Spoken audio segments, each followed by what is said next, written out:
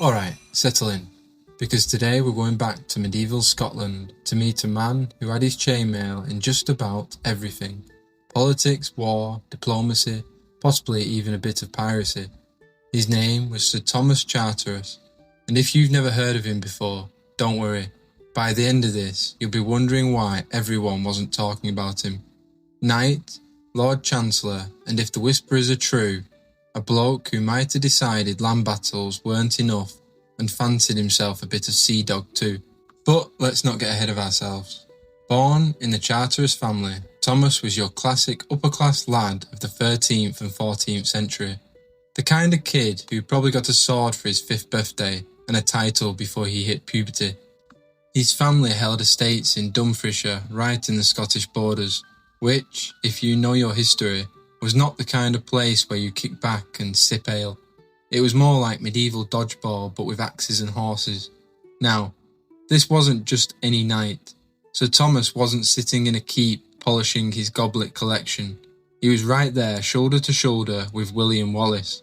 Not the Mel Gibson version, the actual bloke. Records named Charteris as one of Wallace's closest allies, a steady friend who stood by him during the worst of it. When Wallace took up the mantle of Guardian of Scotland, Charteris wasn't far behind. He was in the thick of it. Raids, rebellions, and all the glorious medieval nonsense you could imagine. One of the standout moments, the reclamation of Perth in 1313. Wallace led the campaign, and Thomas was right there with him, helping launch an assault that's been described by historians no less as nothing short of daring. It wasn't just hacking and slashing either. This was tactical, smart, a show of just how far Charteris was willing to go for the cause. But Charteris didn't stop there. After Wallace, he didn't just vanish in a monastery to sulk. He backed the next big name in Scotland's fight for independence, Robert the Bruce. When Bruce became king, Thomas threw in his lot with him, and that loyalty paid off. Bruce rewarded him with lands at Kinfauns, just outside of Perth, making Thomas the first recorded Lord of Kinfauns. Land, title, power. Not bad for someone who spent the last decade dodging English swords. And then, because apparently being a warrior and a landowner wasn't enough, Thomas was appointed Lord Chancellor of Scotland. That's basically being made head of the official stuff. The guy who kept the government ticking while half the country was still on fire. Imagine going from storming castles with Wallace to running national policy. Man had range. But, as with most medieval careers, it all came to an end on a battlefield in 1346, during the disastrous Battle of Neville's Cross near Durham. Thomas Charteris was killed, Scotland lost the fight, King David II was captured, and Thomas's story should have ended there, quietly, heroically. Except, of course, it didn't, because somewhere along the line, a rumour crept in. A strange little whisper that maybe, just maybe, Charteris didn't die on the battlefield, that someone else wore his armour that day, and Thomas escaped. That he disappeared over the hills, possibly to the coast, and took to sea. And that's where the nickname crops up, the Red Reaver. Not Lord Chancellor anymore, not Knight, pirate. Now, do we have proof of that? Not really.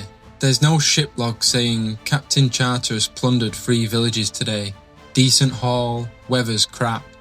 No ransom notes from kidnapped monks. But the fact people believed it, that says something. Maybe he was just that bold, that mad, that unforgettable.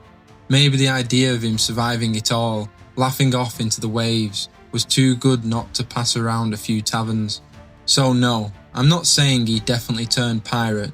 But let's be honest, if anyone in medieval Scotland was going to throw down the sword, grab a musket and start raiding ships, it'd be Sir Thomas Charteris. To wrap it up, this was a man who fought with Wallace, served Robert the Bruce, helped reclaim Perth, became Chancellor of the Kingdom, and possibly, just possibly, retired to a life of piracy with a goblet in one hand and a cutlass in the other. Whether he died in Durham or sailed off under a black flag, one thing's clear: Sir Thomas Charteris lived a life worth telling. Let me know what you think. Historical hero, political powerhouse, or Scotland's most underappreciated pirate? Leave a comment, give it a like, And if you're ever after a job as Lord Chancellor, maybe check they're not expecting you to fight battles too. Catch you in the next one.